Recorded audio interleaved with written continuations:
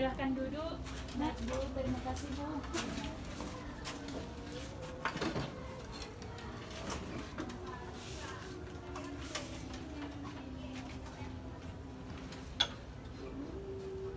Sebentar ya, Ibu ambil minum dulu sebentar. Bu, terima kasih dari merepotkan Ibu. Iya, nggak apa-apa.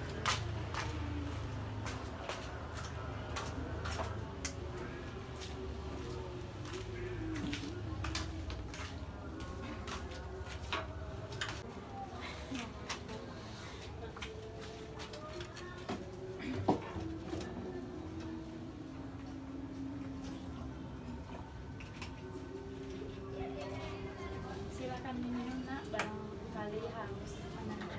Ya, terima kasih, Bu. Silakan diminum.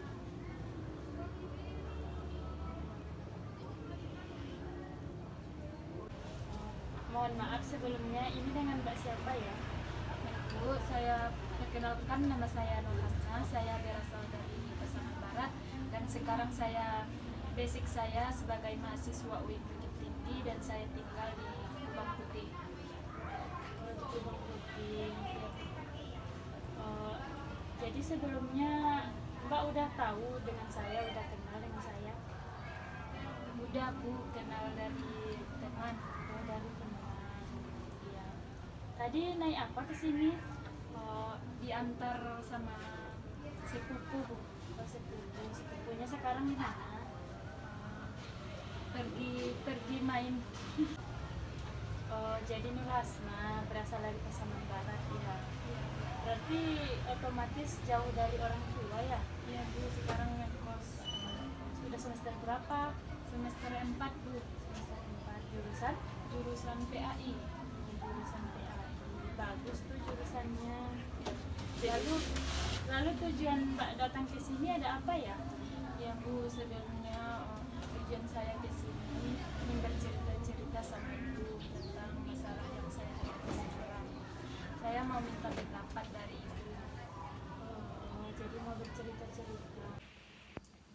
Oke, baiklah Ananda. Sebelumnya apakah Ananda sudah pernah melakukan bimbingan konseling ini? Belum pernah, Bu. Belum pernah. Jadi Ananda belum tahu apa itu konseling perorangan? Belum tahu, Bu. Belum tahu. Jadi sedikit Ibu jelaskan tentang bimbingan konseling ini supaya Ananda paham juga nantinya. Jadi konseling perorangan ini adalah salah satu layanan bimbingan dan konseling di mana dua orang, Ibu sebagai konselor dan Ananda sebagai konseli, yang mana nantinya Ibu akan membantu menyelesaikan ataupun mengentaskan permasalahan Ananda, baik itu permasalahan pribadi ataupun umum, yang dilakukan secara tatap muka ataupun face to face. Jadi sampai di sini apakah Ananda sudah paham? Sudah paham, Bu. Oke, selanjutnya dalam konseling perorangan ini ada juga mengandung asas, di mana asas tersebut ada asas kerahasiaan, kesukarelaan, dan juga keterbukaan. Di sini Ibu tanya, apakah Ananda sukarela datang ke sini atau ada unsur keterpaksaannya? Sukarela, Bu. Jadi sukarela. Jadi dengan kesukarelaan Ananda, jadi Ananda harus terbuka kepada Ibu. Begitupun Ibu juga dengan terbuka menerima Ananda. Jadi Ananda harus terbuka menceritakan masalah yang Ananda alami pada saat sekarang ini. Selanjutnya ada asas kerahasiaan, di mana nantinya Ananda tidak perlu takut ataupun cemas tentang permasalahan yang Ananda ceritakan kepada Ibu, karena Ibu sudah merahasiakan permasalahan yang Ananda alami. Sampai di sini apakah Ananda sudah paham? Paham, Bu. Paham. Bisa kita lanjutkan? Bisa, Bu. Selanjutnya ada juga peran dan tata cara pelaksanaan konseling perorangan ini, di mana Ananda sebagai konseli yang akan menceritakan masalahnya kepada konselor, di mana Ibu sebagai konselornya.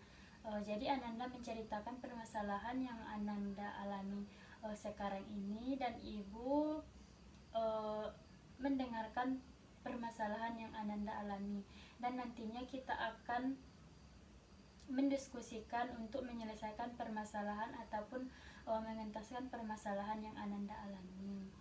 Sampai di sini, apakah masih ada yang ingin ditanyakan atau masih ada yang kurang paham tentang penjelasan dari Ibu? Sudah paham, Bu? Sudah paham. Oke. Jadi selanjutnya masalah seperti apa yang ingin Ananda ceritakan kepada Ibu? Jadi gini, Bu, saya akhir-akhir ini merasa cemas, Bu, karena saya sudah memasuki semester 4. Saya takut tidak bisa meluluskan mata kuliah ini, Bu, karena saya melihat kating-kating saya banyak yang mengulang mata kuliah ini, Bu. Apalagi semester 4 ini.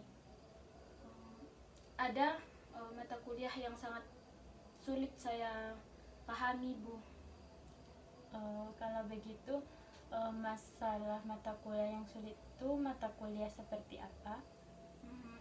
Contohnya seperti mata kuliah statistik, metopel, tuh.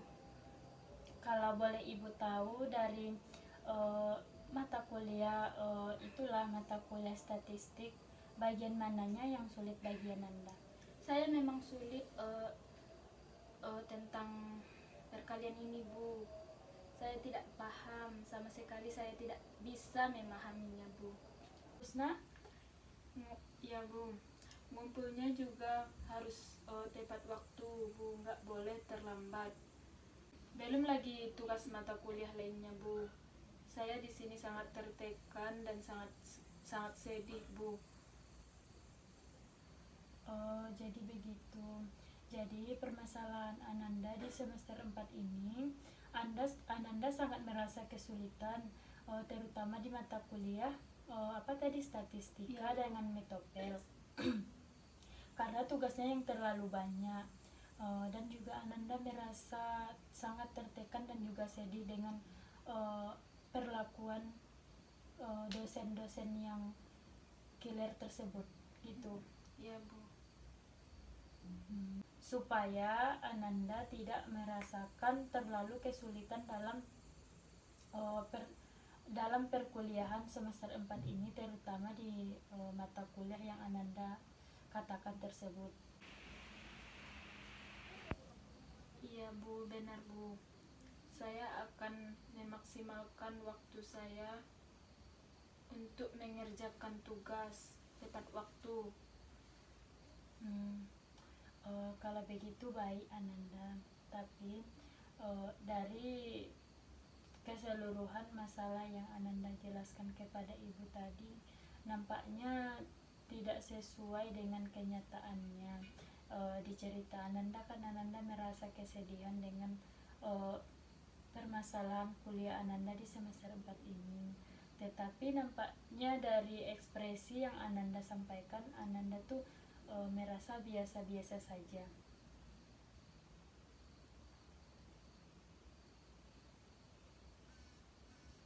Sebenarnya. Iya, Bu, sebenarnya saya tidak terlalu sedih, tapi saya tertekan, Bu. Jadi begitu.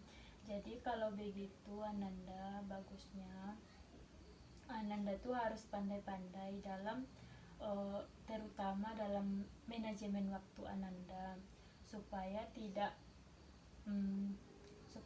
terlalu tertekan, tidak terlalu sedih dengan keadaan yang Ananda alami pada saat sekarang ini. Ananda kan banyak tugas, jadi supaya tugas Ananda tidak bertumpuk, maka Ananda perlu manajemen waktu untuk mengerjakan tugas tersebut dengan secara berangsur-angsur, di mana nantinya Ananda tidak merasa tertekan lagi dengan tugas-tugas tersebut, karena dengan angsuran tugas tersebut Ananda dapat mengumpulkan tugas Ananda dengan tepat waktu. Iya, Bu. Untuk kedepannya saya akan memanajemenkan waktu saya untuk mengerjakan tugas agar tugas-tugas saya tidak bertumpuk, Bu. Jadi kalau begitu komitmen Ananda menurut ibu bagus. Jadi eh, teman ibu ada juga pernah mengalami masalah seperti Ananda pada saat waktu kami kuliah dulu kan. Ibu juga pernah merasakan banyak tugas menumpuk. Cuman yang paling utama tersebut adalah manajemen waktu, di mana kita harus pandai dalam manajemen waktu supaya kita tuh tidak terjebak di dalam tugas-tugas yang banyak tersebut. Jadi Ananda pandai-pandailah dalam mengerjakan tugasnya tepat waktu. Jadi sampai di sini Ananda bisa atau dapat memahami dengan solusi masalah Ananda pada saat ini. Iya Bu, terima kasih. Iya Bu, terima kasih atas saran dari Ibu. Iya Ananda, mungkin kegiatan kita pada hari ini sudah di penghujung waktu. Jadi kan kontrak kita tadi sekitar 30 menit. Jadi waktunya sudah selesai. Jadi setelah melakukan konseling ini, gimana perasaan Ananda? Setelah Ibu memberikan saran kepada saya lumayan